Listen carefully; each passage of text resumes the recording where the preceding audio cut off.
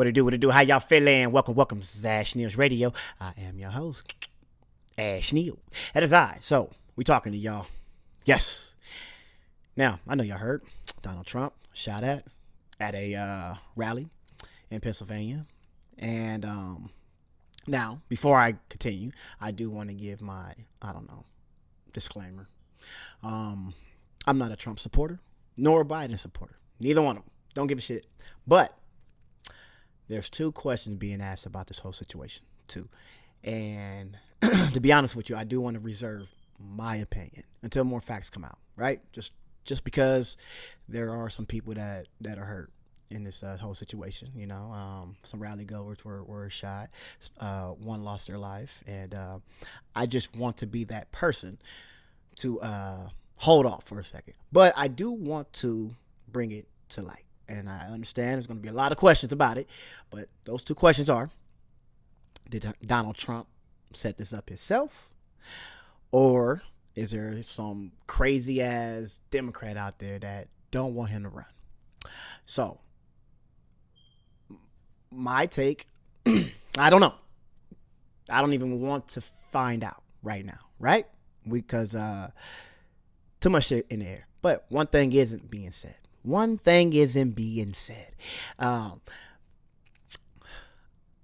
I don't see them calling this a terrorist attack. I don't. Now, forgive me. I don't fucking know. I ain't nobody. But maybe they changed the definition of the word terrorism. I thought it was a crime committed for a political cause or some shit, right? But if you tell me that a guy that tried to take out the fucking president isn't deemed a terrorist, then what do you call it? So I want to do a review on this video and just listen to what they have to say about this suspected killer or would-be assassin of Donald Trump.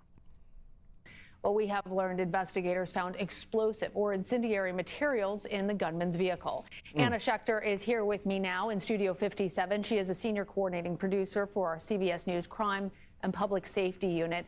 Anna, we have been talking off camera about all that we're learning. Tell our viewers more about how this new information potentially tells us more about the shooter's intentions. Well, Shooter's intentions.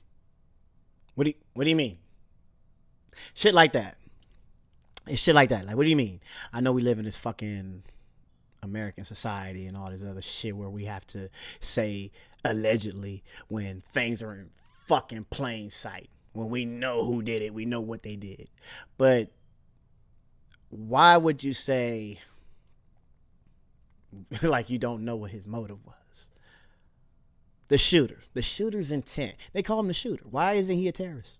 You tell me. The reason, the reason they don't want to is framing. We all know that. They don't want to call him a terrorist. We're going to get to that later.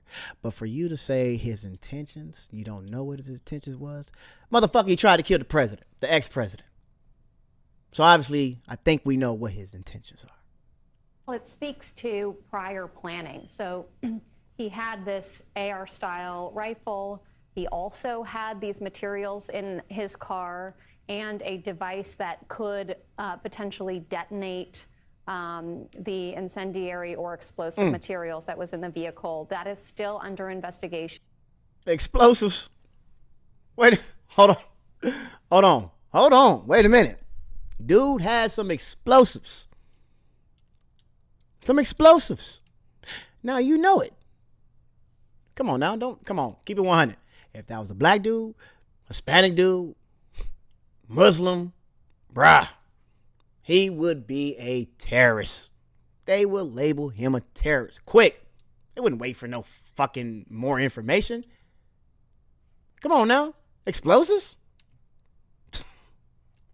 But as you and I were discussing, the tactical way that he climbed up onto this roof, moved in like a commando style crawl, shot from a position of lying down, which I'm told by experts is difficult to do, and actually so accurately could shoot I mean, these are all things that investigators are looking at, and it does point to at least some period of time of practicing, of developing these types of skills. Right, because this is a high-powered weapon. It's capable of shooting far distances, but given what we've learned about how far away he was, that he was actually outside of the security perimeter. 410 feet, that's a pretty long distance. And how close it came to the former president's killing head the president. or Say it. neck.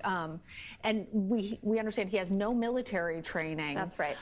But we've also learned that the shooter's father bought this AR-15 that was used Legally, and it was registered in his name. These kinds of weapons are legal in the state of Pennsylvania. See? And that's what they're doing. That's how simple it is. You can sit back, reserve terms like terrorists, frame it as something that was not out of the ordinary for Pennsylvania, because they can walk around with these kind of weapons. They can own these kind of weapons. They can purchase them legally. So it's like this whole setup of, I don't know if it was some terrorist stuff going on. We're just going to call this an unfortunate event for right now. This is crazy. This is crazy.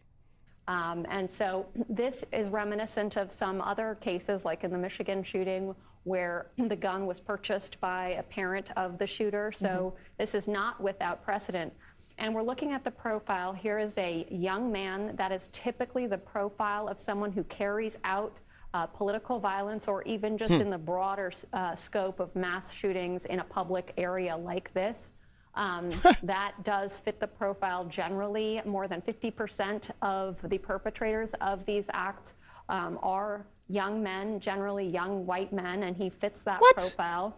CBS News. 50%. Did y'all hear what the 50% of these crimes committed? She called them political violence. She called it political violence. She didn't call it terrorism. She called it political violence. And 50%, now mind you, this is America. We're a melting pot, so we got a whole bunch of different races, right? From Hispanics, Asians, Africans, Muslims, you name them. Black folks.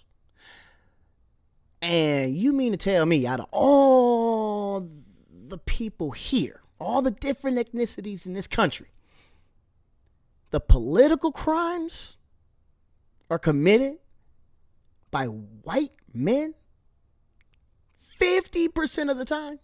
Oh, man. Oh, man. Somebody been lying to me. Somebody been saying that it was the black folks that's committing all this. Listen, if you don't want to call it terrorism, I got you.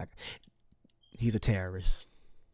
News has spoken to some former classmates of his who describe him as a loner, say that he was bullied, and that he would wear hunting gear to class. So we're starting to kind of paint a picture. And no, you're starting to fucking frame it as an innocent fucking civilian. Oh, he was so hurt, bullied. He was a loner. Oh, come the fuck on. No, he was a terrorist. Hey, I got you. Terrorist. So say it. What investigators are doing now is they're creating a profile, looking for motive, and also creating a timeline of everything that led up to this shooting. We're looking back months, weeks, days, hours, and minutes. And Anna, you mentioned the Oxford, Michigan school shooting and the parents. They're currently serving prison sentences for repeatedly ignoring these warning signs and not securing the weapon.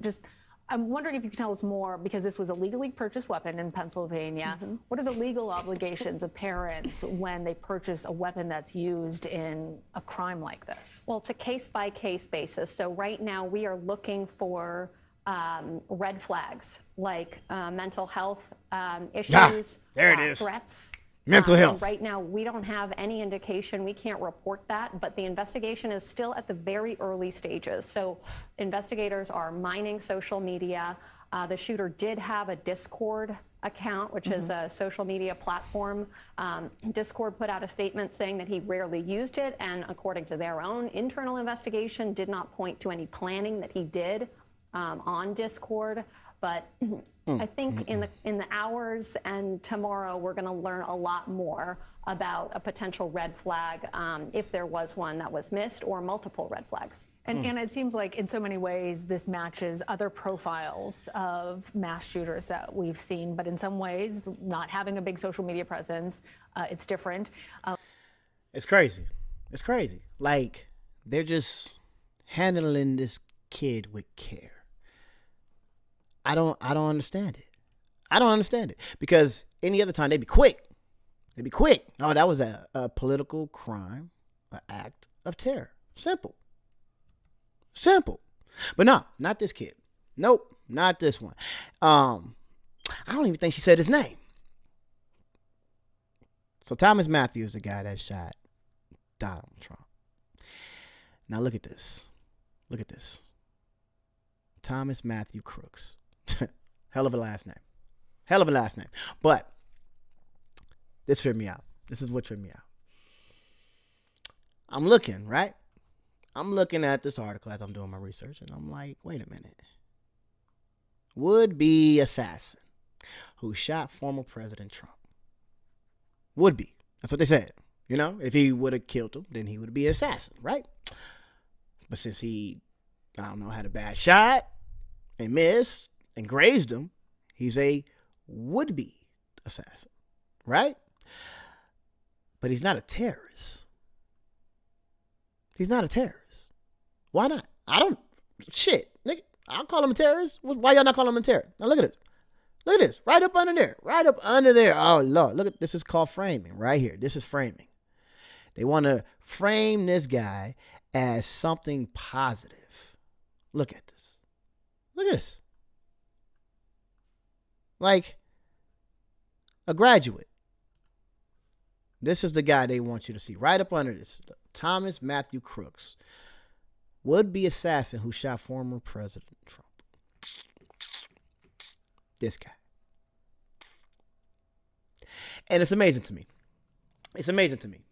You know what I mean? Because they would love to vilify innocent black folks, innocent brown folks. Quick, before all the evidence came out. Hell, Derek Chauvin is doing time in jail for killing George Floyd. And they were on the wrong side of history for that. George Floyd was this. He died from that. It had to have been something other than a racist cop.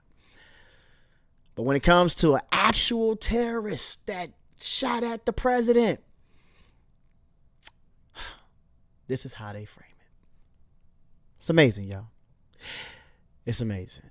And like I said earlier, I have an opinion, but I don't have any facts.